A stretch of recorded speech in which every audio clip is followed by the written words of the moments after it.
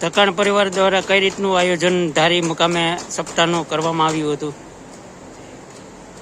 સપ્તાહનું આયોજન 2 મહિના અગાઉ અમે કરેલું.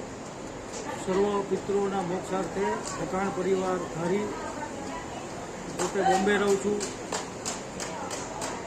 મારું મૂળ ગામ ધારી છે. મારા પરિવારજનો પણ અહીંયા વસે છે.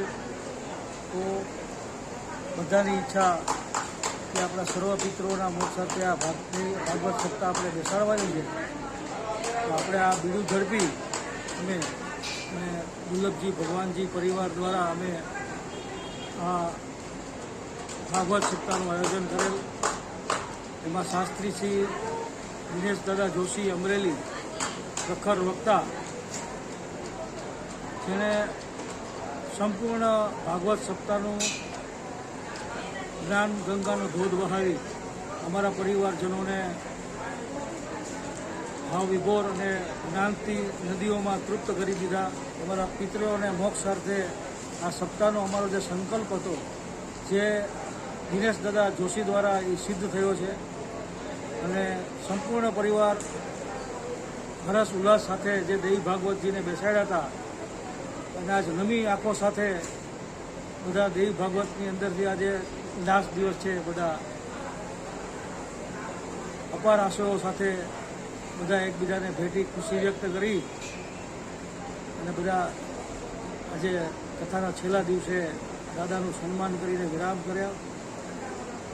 બગસરાથી જે સમીરભાઈ વિરાણી જે મારા ખાસ મિત્ર છે, જસ્મીનભાઈ ડોડિયા પણ મારા ખાસ મિત્ર છે, એ લોકોએ પણ આ ભાગવત સપ્તાહની અંદર પ્રથમ દિવસથી જ આવી અને અમારી શોભામાં અભિવૃદ્ધિઓ કરાવી અને અમને માન સન્માન આપ્યું. એ બદલ હું જસ્મીનભાઈ ડોડિયા, સમીરભાઈ વિરાણાનો સહે દિલથી ધન્યવાદ કરું છું.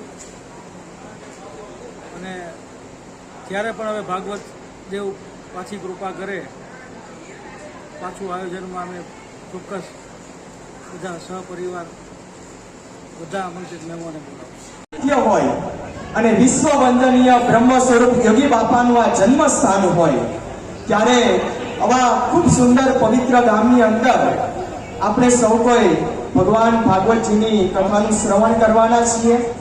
ત્યારે મારે તમને એક વાત અવશ્ય કરવાની થાય.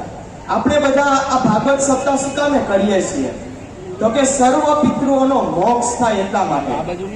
થશે કે નહીં થાય, જે કઈ શ્રવણ કર્યું એનું અનુકરણ ન કર્યું ને એટલું આપને નડશે, બાકી બીજું કઈ આપણને નડવાનું નથી.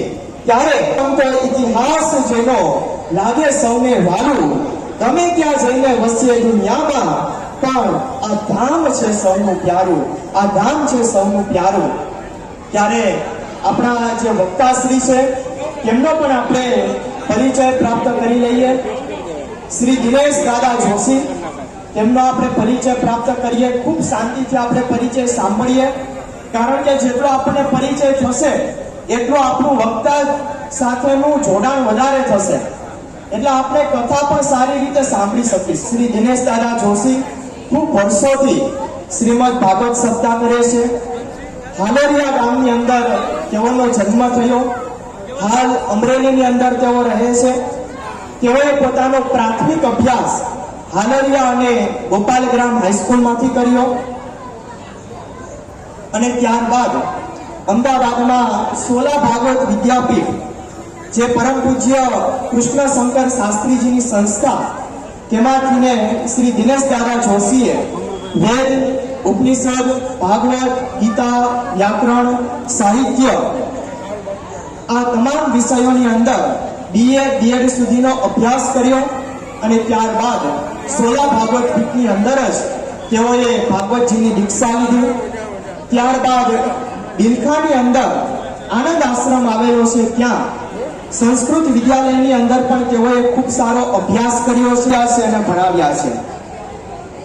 આપણે જોઈએ તો શ્રી દિનેશ દાદા જોશીને ભાગવતજી વારસામાં મળ્યા છે.